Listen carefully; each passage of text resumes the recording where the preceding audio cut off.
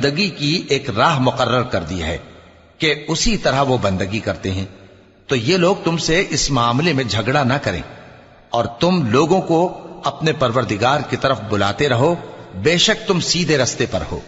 اور اگر یہ تم سے جھگڑا کریں تو کہہ دو کہ جو عمل تم کرتے ہو اللہ ان سے خوب واقف ہے۔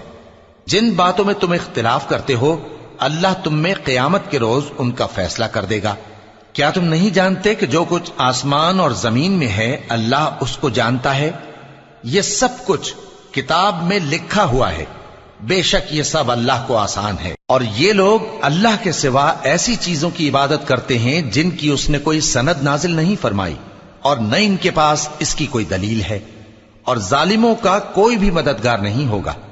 اور جب ان کو ہماری صاف صاف آیتیں پڑھ کر سنائی جاتی ہیں تو ان کی شکل بگڑ جاتی ہے، اور تم ان کے چہروں میں صاف طور پر